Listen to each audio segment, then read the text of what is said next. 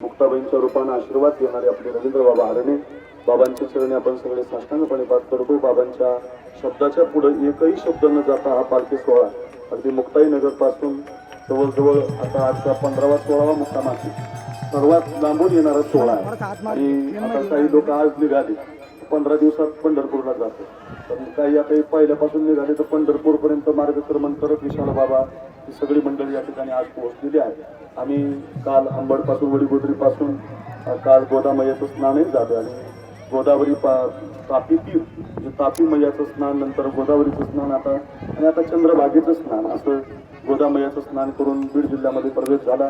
तुमच्या भाग्यानं विशाल बाबांच्या मार्गदर्शनातून आणि गुरुवारी रवींद्र बाबांच्या मार्गदर्शनातून गेवराईचं स्वागत आम्हाला करण्याचं भाग्य मिळालं। आणि आज रिंगणामध्ये आमच्या भगिनी, आपल्या सगळ्या महाराष्ट्राच्या लाडके कीर्तनकार आमची बहीण सोनाली दिदी करपे कल्याण स्वामी संस्थान यांच्या वतीनं या ठिकाणी सर्व त्यांच्या विद्यार्थिनी येऊन या ठिकाणी रिंगणामध्ये पावल्या केलेल्या आहेत। मुक्ताबाईंच्याच अधिष्ठानाखाली चालणारं त्यांचं संस्थान आहे, त्या संबंधातून आज इथं भरपूर मंडळी रिंगणामध्ये आनंद घेत आहेत। कृष्णाजी महाराज असतील सगळी अगदी प्रेमाची मंडळी या ठिकाणी उपस्थित होतात आणि आपल्या सगळ्यांचं लाडकं वैभव खरं तर आम्हाला सगळ्याला इथे येण्याचं काम त्यांच्या संबंधातून होतंय, ते म्हणजे अगदी मुक्ताई सेवक यांना तरी मुक्ताबाईंची कृपा झाली अशा विशाल महाराज कोरे यांना जोरात टाळी वाजवा सगळ्यांनी। बाबांच्यामुळं आमच्या सगळ्यांचा येण्याचा योग आहे। आम्ही तर वाणगाव फाटा भूमपर्यंत आम्ही चालतो, दरवर्षी चालतो आणि बाबांच्या सानिध्यामध्ये भजन म्हणत अगदी काल तर गेवराई आमची असं वाटत होतं गेवराई पंढरपूरच झाली, एवढे महाराजांच्या मुक्ताबाईच्या भजनामध्ये सज्जन झाले। यावर्षी तरी थोडं छोटं स्वागत झालं, पुढच्या वर्षीचं स्वागत रात्री मला बोलूनच घेतलं लोकांनी की आपल्याला पुढच्या वर्षी 15 DCP लावून स्वागत करायचं म्हटलं मला, असं मुक्ताबाईंचं स्वागत आता होतं। आणि त्यात आमचा अमोल दादा जिव्हाळा परिवार, जिव्हाळा चॅनल, त्यामुळे हा मुक्ताबाईंचा सोहळा खरं तर बुद्धीच दिली आमच्या अमोलला मुक्ताबाई, त्यानं प्रचार नाही केला मुक्ताबाईचा, मुक्ताबाईने त्याच्या बुद्धीमध्ये प्रवेश केला आणि आदिशक्ती मुक्ताबाईकडून हे काम आमच्या अमोल दादाकडून घडत आहे।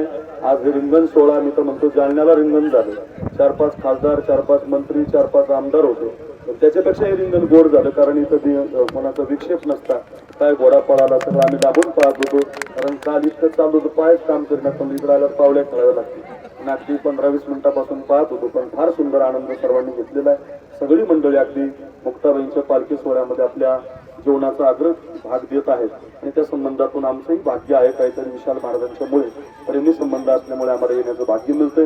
आम्ही दरवर्षी माऊलीहून जात होतो, पण आता आम्हाला जायची गरजच विशाल महाराजांनी ठेवली नाही, कोणी महाराज असो त्याने आमच्याकडेच आता यायचं, मराठवाड्यातून जाताना पालखी इकडच्यानं इकूनच जायचं असा नियमच आम्ही करणार आहोत। कारण त्या संबंधातून आदरणीय रवींद्र बाबांचं खरं प्रेम आहे, बाबांचा आशीर्वाद लागला म्हणून आज विशाल महाराज कुठं गेले, मला वाटतं रवींद्र बाबांचं काल हात मी माझ्या डोक्यावर ठेवला, आम्ही विशाल महाराज एवढे झाल्याशिवाय आता राहणार नाही असं प्रार्थना करतो आणि सगळ्यांचे ऋणानुबंध सगळ्यांना धन्यवाद देतो। गेवराईकरांनी खूप मोठं स्वागत करा, आपल्या गेवराईनी गडीनं जेवढा आता इथून लोक असतील त्यांनी खूप जपा या मंडळीला आणि त्यांना सहकार्य करा।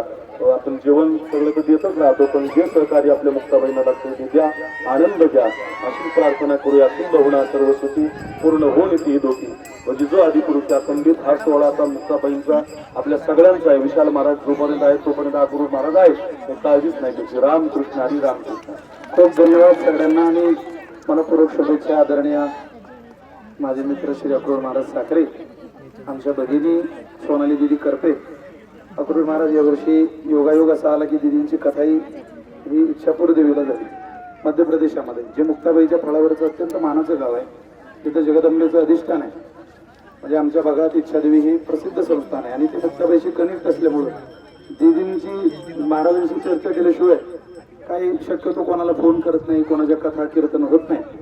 कथा घेत असताना बाबांना ज्यावेळेला विचारलं त्यावेळेला सोनाली दिदींचाही परिचय बाबांना असल्यामुळं बाबा म्हटलं त्या मुक्ताबाई स्वरूप आहेत आणि जवळजवळ 450-500 विद्यार्थ्यांनी सांभाळतात, आपल्या परिसरात येत आहे, खूप आनंदाची गोष्ट आहे। आणि त्यानंतर आम्ही न फोन करता आम्ही न निरोप देता स्वतःहून आमचे माधवदादांनी फोन केला की आम्हाला यायचंय, दिदींचा निरोप आहे की आपल्याला पालखी सोहळ्याच्या पुढे चालायला यायचंय।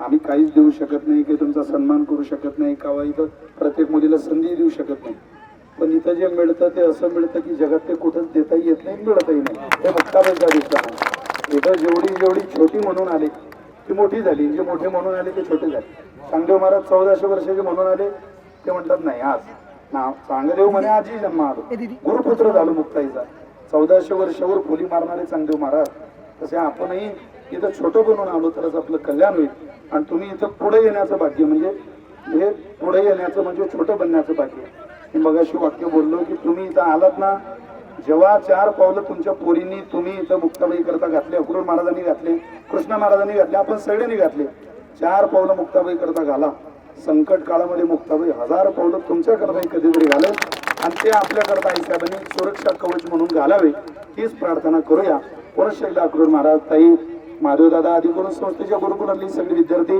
महाराष्ट्राचा मृदंग विश्वातला राजा म्हणून आम्ही ज्यांच्याकडे बघतो ते कृष्ण महाराज बोरकडे दरवर्षीच मुक्ताबाई समोर चालतात ते उपस्थित आहे पुरुष एकदा सगळ्यांना धन्यवाद सगळ्यांना विनंती चला आता जेवणाकडे जाऊया रामकृष्ण